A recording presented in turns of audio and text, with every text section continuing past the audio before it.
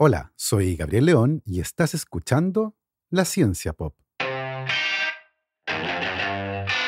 un podcast sobre historias de ciencia. La habilidad para reconocer caras es tan relevante para nosotros que tenemos una zona del cerebro dedicada exclusivamente a esa tarea.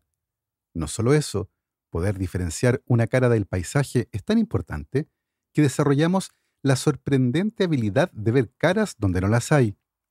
Hoy conversaremos sobre caras reales e imaginarias y nos sumergiremos en el mundo del reconocimiento facial, una tecnología que, si bien podría ayudar a combatir el crimen, también plantea importantes cuestiones sobre el derecho a la privacidad y el uso de los datos. Les recuerdo que este proyecto es financiado en un 100% por el aporte voluntario de mis muy queridos patrons. Si quieren apoyar este proyecto, lo pueden hacer en www.patreon.com/lascienciapop y ahí se pueden inscribir para hacer un aporte mensual y apoyar a la producción de este podcast.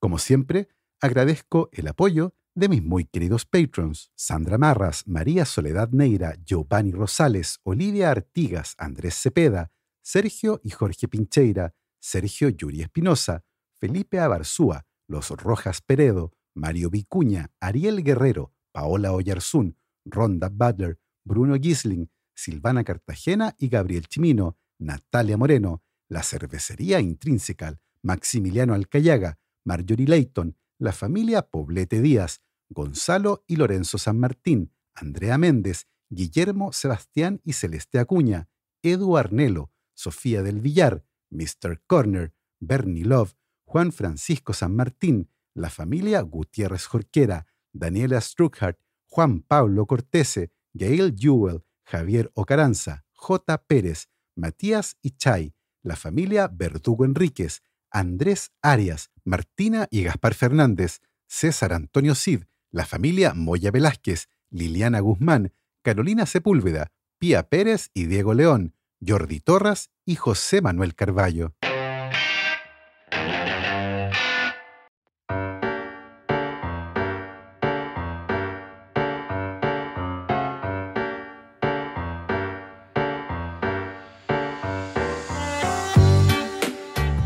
Una tarde de 1994, Diana Deuser, una mujer que vivía en el estado de Florida, en Estados Unidos, sintió hambre y decidió prepararse un sándwich. Abrió una bolsa de pan, extrajo 2 rebanadas, las puso en la tostadora y al saltar se preparó un sándwich de queso. Pero al dar la primera mordida, sintió extrañada que su sándwich la estaba mirando. Al examinarlo de cerca, Diana descubrió que la imagen de la Virgen María había aparecido milagrosamente en el sándwich, y la Virgen la estaba mirando. La hambrienta mujer pensó entonces que era una señal divina y decidió conservar lo que quedaba del sándwich en una caja entre algodones. Pasó un tiempo y el objeto se convirtió en una suerte de reliquia, siendo subastado en eBay el año 2004 por $28,000, al atribuírsele al sándwich ciertos poderes místicos religiosos. Esto sumado, por cierto, al hecho de que en 15 años de vida, el sándwich jamás se descompuso dentro de su caja. Claramente un milagro. Hoy Diana está convencida de que el sándwich cambió su vida. Bueno, al menos ganó $28,000. Nada mal para un sándwich a medio comer. Ahora bien, no solo imágenes religiosas aparecen en lugares insólitos. En 1979, y mientras orbitaba Marte, la sonda espacial Viking 1 capturó una perturbadora fotografía de la superficie marciana que mostraba un rostro con rasgos humanos en la región de Sidonia, cerca del Polo Norte marciano. Esta fotografía alimentó la imaginación de muchos, quienes comenzaron a especular acerca de los orígenes de esta cara con rasgos humanos y de cómo podía ser una clara señal de que hubo o había vida inteligente en Marte. Todo pareció llegar a su fin décadas más tarde, cuando imágenes de la misma zona, obtenidas por otras sondas, obtuvieron fotografías de mayor resolución. La cara de Marte resultó una decepción. No era una cara, sino solo una formación rocosa amorfa. Inmediatamente apareció una versión alternativa. El gobierno de Estados Unidos había manipulado las fotos para borrar la evidencia clara de vida inteligente, actual o pasada en Marte. Todas estas historias plantean una pregunta muy interesante. ¿Por qué tenemos los seres humanos esta capacidad tan grande para ver caras donde no las hay? Si incluso 2 puntos y un cierre paréntesis parecen una cara sonriente. Por cierto, el primer uso conocido de un emoticón de sonrisa usando esos signos de puntuación proviene de los albores de Internet, cuando alguien planteó en un foro varias preguntas de física sobre lo que sucedería con ciertos objetos dentro de un ascensor en caída libre. En un momento, uno de los participantes del foro preguntó qué pasaría con un globo lleno de helio que está dentro de un ascensor que cae, a lo que otra persona preguntó qué pasaría si hubiera palomas volando en el ascensor que caía, a lo que otra persona preguntó qué pasaría si las palomas hubieran aspirado el helio del globo. En un momento, esta última persona sintió la necesidad de aclarar que lo que había dicho era una broma, a lo que alguien llamado Scott Falham respondió: propongo la siguiente secuencia de caracteres para los marcadores de chistes. 2 puntos, guión, cierre paréntesis. En realidad, probablemente sea más económico marcar cosas que no son chistes, dada la tendencia actual de esta discusión. Para ello utilice 2 puntos, guión, abre paréntesis. Eso fue el 19 de septiembre de 1982. La explicación de este fenómeno psicológico de percepción recibe el nombre de pareidolia, una palabra que viene del griego y que se aplica al fenómeno que ocurre cuando un estímulo vago es percibido como una forma reconocible, como ver figuras en las nubes. El concepto de pareidolia no solo aplica a caras o imágenes, y puede extenderse a otros estímulos sensoriales, como lo que ocurre con los supuestos mensajes ocultos en la música grabada que se reproduce a la inversa o a velocidades más altas o más bajas de lo normal, o escuchar voces en la música o en ruido aleatorio, como el producido por los aires acondicionados o ventiladores. Y también a otras cosas más raras todavía.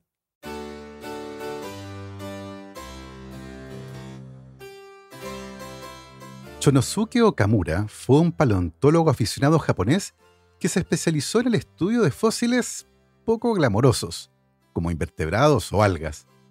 Publicó una serie de artículos bastante áridos y muy poco atractivos al respecto, pero todo cambió con la publicación de su informe original del Laboratorio de Fósiles Okamura, número 13.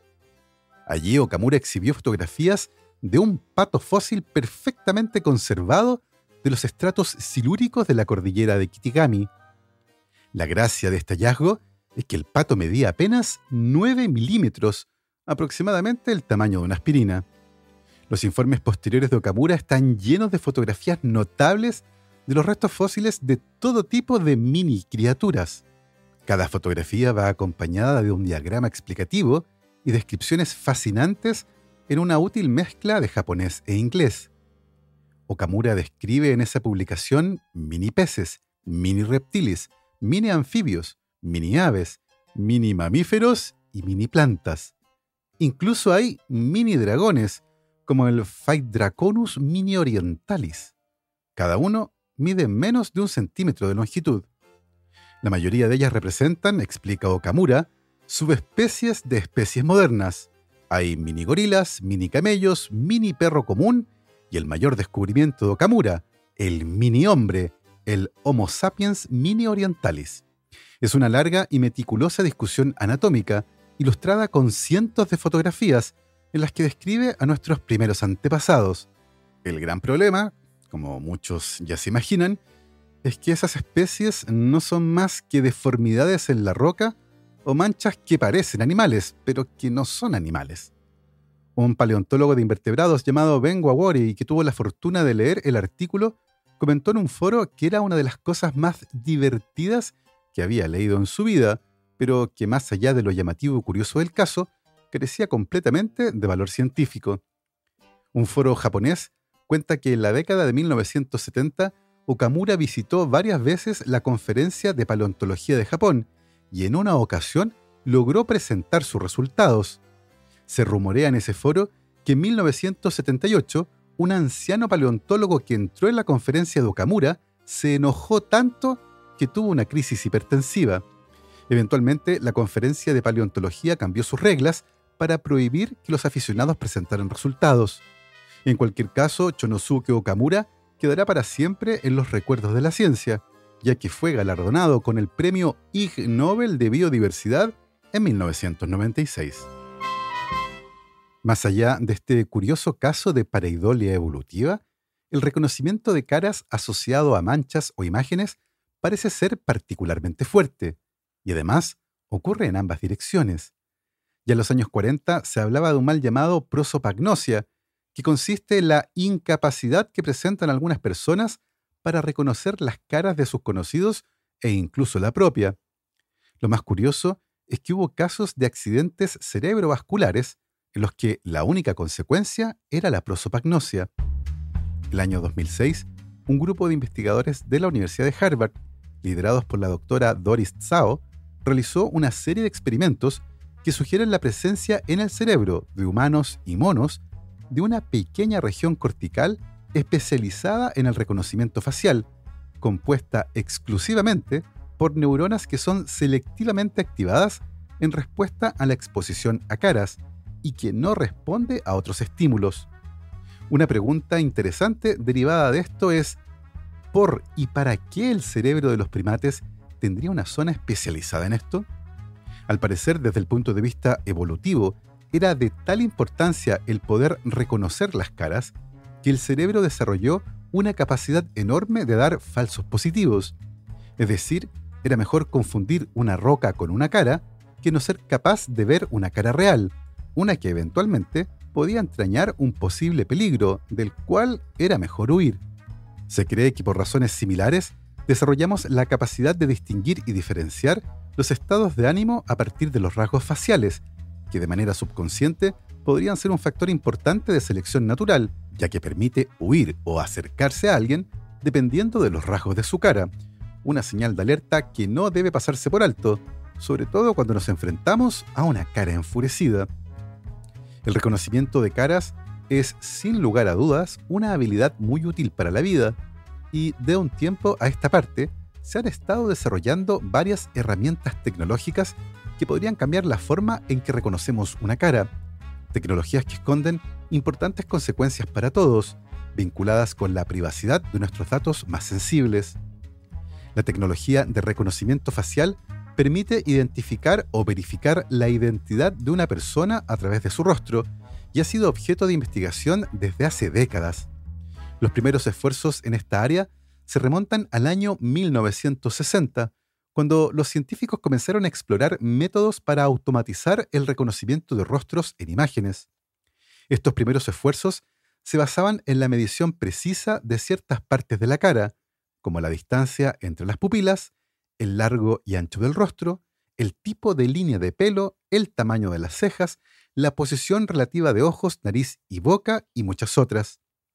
En la década de 1970 se hicieron importantes esfuerzos para automatizar el reconocimiento de caras a partir de fotografías, pero no fue hasta la década de 1990 que existió la madurez tecnológica como para procesar la enorme cantidad de datos que requería el análisis de una cara, y además, por esa época, comenzaron a aparecer las primeras bases de datos que incluían fotografías de rostros humanos, algo que explotó más tarde junto con el auge de Facebook, Instagram, Twitter y otras redes sociales. A lo largo de los años, se han desarrollado diversas técnicas y algoritmos para mejorar la precisión y la eficacia del reconocimiento facial. Uno de los hitos más destacados fue el uso del método de análisis de componentes principales, una metodología de análisis estadístico que permite reducir la complejidad de los datos para que el procesamiento sea más rápido, pero sin comprometer la precisión. En las últimas décadas, el avance de la tecnología digital y el aumento en la capacidad de procesamiento han impulsado aún más la investigación de reconocimiento facial. Se han desarrollado algoritmos muy potentes basados en el aprendizaje automático que han demostrado ser altamente efectivos en la identificación y verificación de rostros en grandes conjuntos de datos, generando aplicaciones con un potencial enorme en la palma de nuestras manos, pero con desafíos igualmente grandes con respecto a su uso. Una noche en el mes de octubre de 2018, John Catsimatidis, un multimillonario que es propietario de una cadena de supermercados en Estados Unidos, estaba cenando en un exclusivo restaurante italiano en el vecindario del Soho, en Manhattan, cuando vio entrar a su hija Andrea del brazo de un hombre al que no reconoció. Después de que la pareja se sentara en otra mesa, John Catsimatidis le pidió al camarero que fuera y tomara discretamente una foto del hombre que acompañaba a su hija. Luego, Catsimatidis subió la imagen a una aplicación de reconocimiento facial llamada Clearview AI que tenía instalada en su teléfono inteligente. La empresa detrás de esta aplicación tiene una base de datos de miles de millones de fotos, extraídas de sitios como Facebook o Twitter. En cuestión de segundos, John Catsimatidis estaba viendo una colección de fotos del hombre misterioso, junto con las direcciones web donde aparecían. Gracias a esto, averiguó, en un abrir y cerrar de ojos, que la cita de su hija era un capitalista de riesgo de San Francisco. Acto seguido, le envió la biografía completa del hombre a su hija, quien se sorprendió enormemente por la información que su padre le había enviado.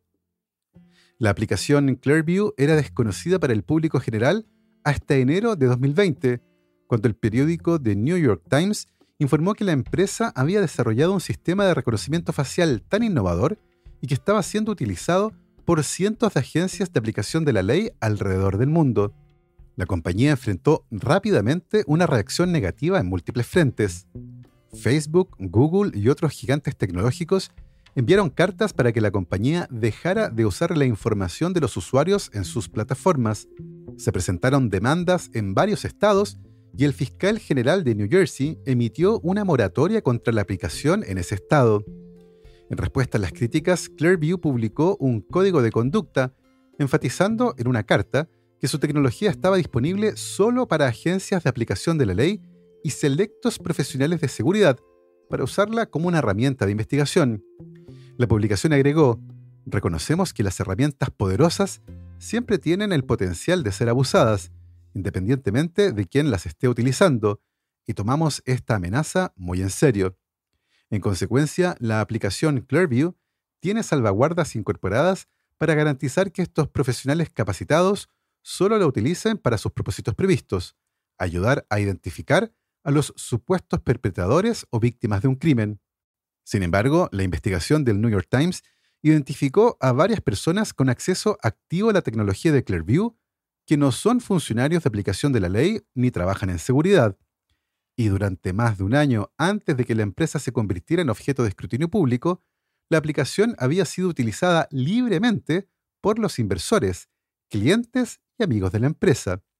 Aquellas personas con acceso a Clearview usaban el reconocimiento facial en fiestas, citas y reuniones de negocios, dando demostraciones de su poder por diversión, o usándolo para identificar a personas cuyos nombres no sabían o no podían recordar. John Catsimatidis escuchó hablar por primera vez de Clearview de uno de sus socios y logró usar esta tecnología para tratar de evitar el robo de helados desde sus supermercados. Otras empresas de ventas al por mayor e incluso la NBA también utilizaron pruebas con un sistema de vigilancia desarrollado por Clearview para identificar a individuos que consideraban peligrosos. Cuando la aplicación estaba levantando fondos para financiar su operación, prometió acceso temprano a la tecnología a sus inversionistas, quienes solían presumir de la aplicación en fiestas y reuniones de trabajo.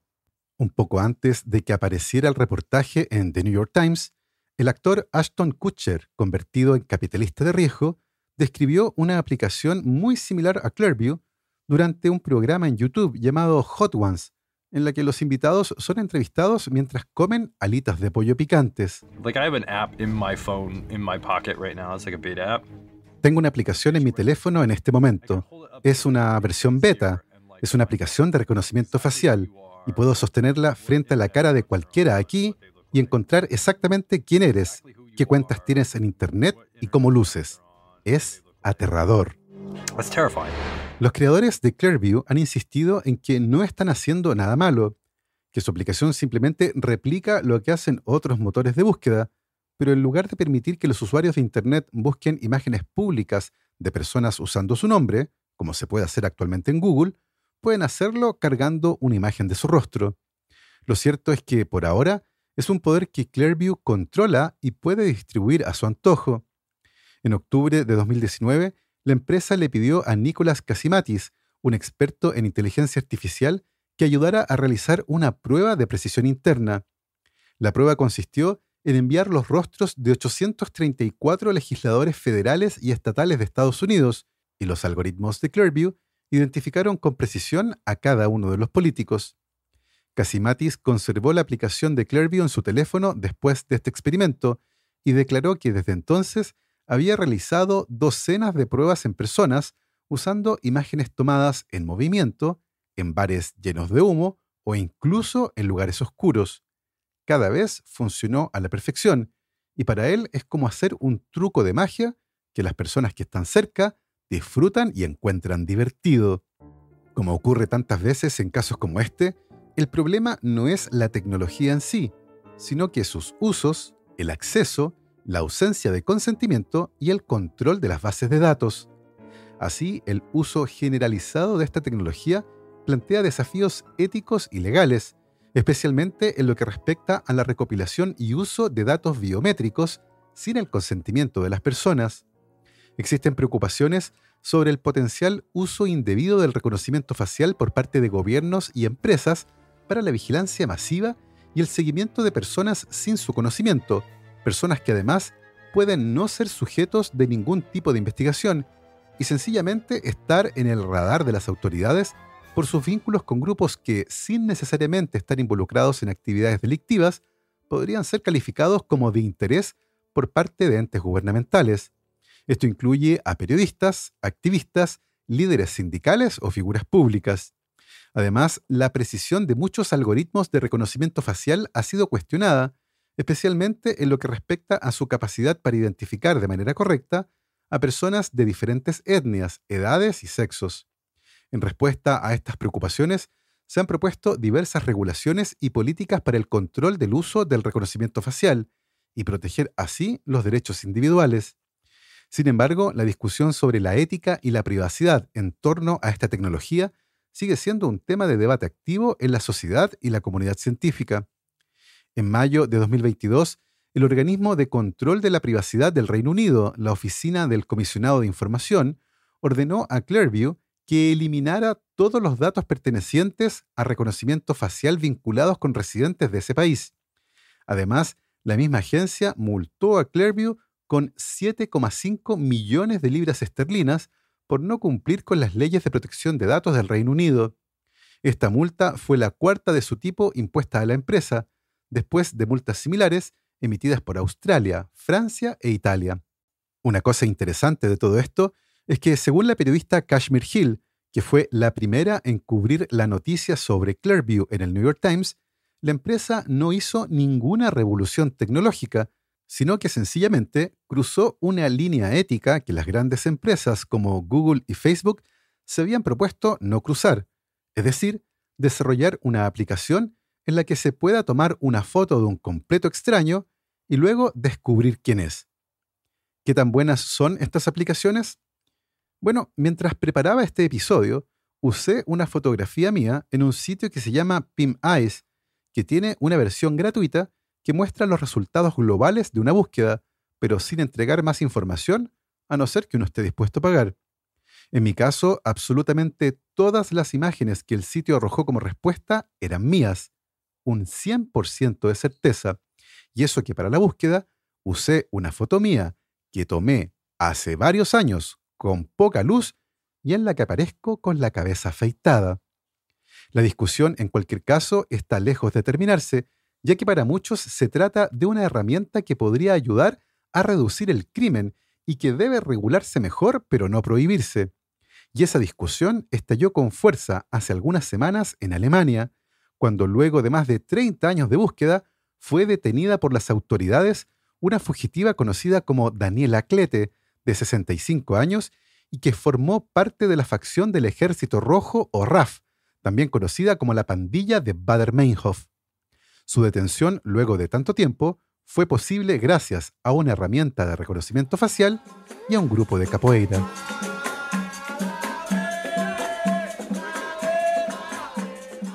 La RAF fue una organización terrorista que surgió en la década de 1970 en Alemania Occidental, con el objetivo de derrocar al Estado alemán y establecer un Estado socialista revolucionario. El grupo estaba compuesto principalmente por jóvenes que se habían radicalizado durante los años 60 y que estaban descontentos con el gobierno alemán occidental, al que veían como heredero del nazismo y como un sistema capitalista opresor. La RAF fue fundada por Andreas Baader y Ulrike Meinhof, de donde también tomó su nombre, la pandilla de Baader-Meinhof, y llevó a cabo una serie de ataques violentos, incluyendo asesinatos, secuestros y ataques a instalaciones militares y empresariales. Su objetivo principal era atacar a símbolos del capitalismo y del Estado alemán, así como luchar contra lo que consideraban el imperialismo estadounidense y la represión fascista. Uno de los primeros actos notorios de la RAF fue el asesinato en 1971 de un oficial de policía, por el que Baader y otros miembros fueron arrestados y encarcelados. Sin embargo, esto solo intensificó las acciones del grupo, que lanzó una campaña del terror a gran escala en los años siguientes. En 1977, la RAF alcanzó su punto máximo con el secuestro y asesinato del líder de la Confederación de Empresarios Alemanes, así como el secuestro de un avión de pasajeros de Lufthansa. Estos eventos llevaron a una intensa persecución por parte de las autoridades alemanas.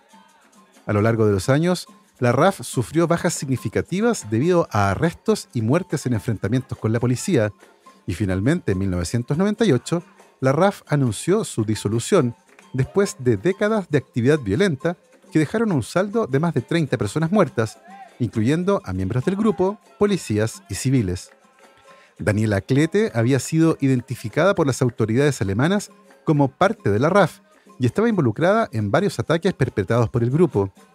No solo eso, luego de la disolución de la RAF en 1998, un camión de transporte de valores fue robado en una ciudad de Alemania y gracias a pruebas de ADN se confirmó la participación de Daniela Klette, que pasó a ser una de las prófugas más buscadas por las autoridades alemanas. Sin embargo, luego de casi 3 décadas de búsqueda, la mujer jamás fue hallada, hasta que los anfitriones de un podcast se propusieron encontrarla. Hey, hier ist Kaschrau. Vielen Dank, dass ihr Legion Most Wanted gehört habt und wir melden uns hier mit einem kleinen Update, weil in den letzten Tagen so viel passiert ist. RAF-Terroristin Daniela Klette, die Protagonistin... Legión es un podcast en alemán que hace algunos meses hizo un especial sobre los más buscados de Alemania. En ese momento apareció el nombre de Daniela Klette, que jamás fue aprehendida por las autoridades, y la idea sencillamente apareció. ¿Será posible identificar a esta mujer, prófuga de la justicia por más de 30 años, usando las herramientas modernas de reconocimiento facial? El periodista investigativo canadiense Michael Colborne fue invitado a colaborar en ese episodio, y de acuerdo con su relato, lo que a la policía alemana le había tomado más de 30 años sin resultados, a él le tomó apenas 30 minutos. Usando la antigua fotografía de Daniela Klette, que había sido distribuida décadas atrás por la policía, Colborne usó exactamente la misma aplicación que usé yo para buscarme a mí mismo, Pim Eyes. Esa aplicación, más algunas herramientas de reconocimiento facial desarrolladas por Amazon, permitieron identificar a la mujer. En este punto es bueno mencionar que ella era muy cuidadosa. Después de todo, era una fugitiva, pero cometió un error. Se dejó fotografiar en público. Daniela Klette había logrado pasar más de 3 décadas escondida a plena luz del día.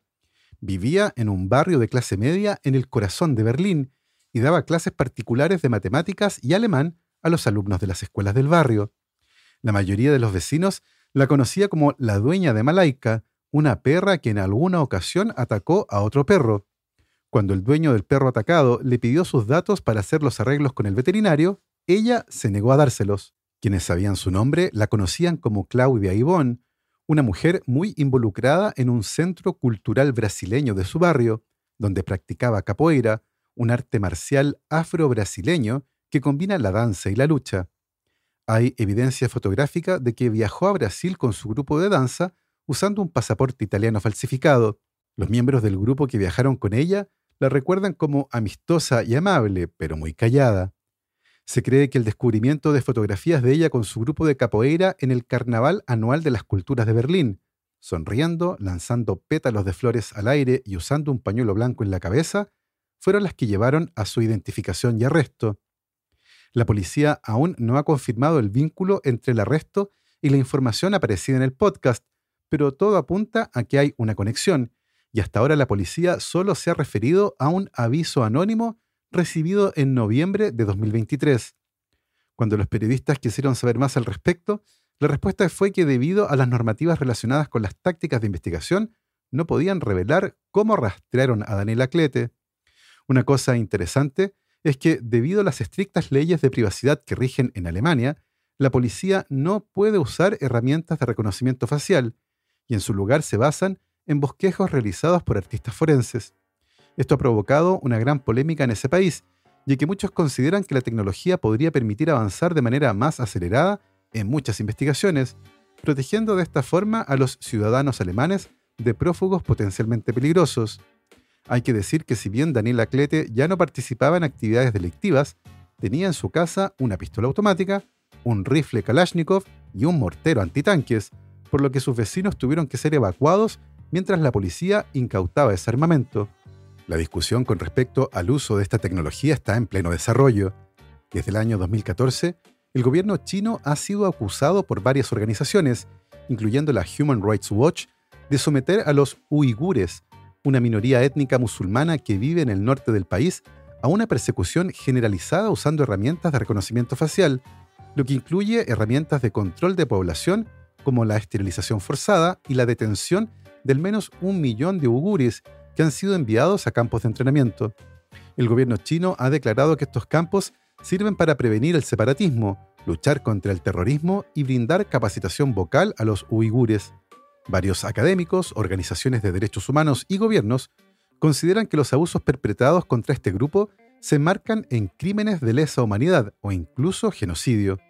La discusión al respecto será cada vez más frecuente, y encontrar el balance entre los usos que la mayoría considera adecuados y su justo balance con el derecho a la privacidad de seguro será algo que no será fácil de consensuar, pero es un debate del cual no deberíamos restarnos. Así hemos llegado al final de este episodio. Espero que lo hayan disfrutado. Yo me despido como siempre, agradeciendo el apoyo de mis muy queridos patrons: Cristiano Teiza, Andrés Altamirano, Sebastián Toledo, Alberto Montt y Laura, Germaín Araya, Hernán y Lucas Castillo, Ana Lucía Luna, Simón Castillo Riedemann, Luciano Cisterna, Ricardo Yáñez, Fernando Montenegro, la familia Flores Noguer, Christian Fraser, la familia Helfman von de Sauer, Giuseppe Carufo, Michelle Baró, Cristóbal Moene, la familia Serpa Rebolledo, Pablo y Milesita Villalobos, la familia Tanuso Ramos, Rosario Calderón, Pedro Castillo, Adrián Cataldo, José Luis Ulloa, Marcela Martínez, Cristóbal Orellana, Diego Riquelme, Florencia Castañeda, Mauricio Silva, la familia Yuri Martínez, David González, Claudio Oyarzo y Toña, Cirilo, Fede y Pola, la familia Calen Queirolo, Alejandra Díaz, Fernando Araya, la familia de la Cruz Morales, Claudia Torres, Cosca Ibanya, Pilar Calderón, la familia Fuentes Schonfeld, la familia Tíes Ríos, Beatriz Geldres, Juan Catipillán, Emma y Ana Llenero, Paula Lagos, David Pelao Pérez y Katia Ramírez. Nosotros nos volvemos a escuchar la próxima semana. Que esté muy bien, cuídense mucho, lávense las manos y por supuesto, que la ciencia los acompañe.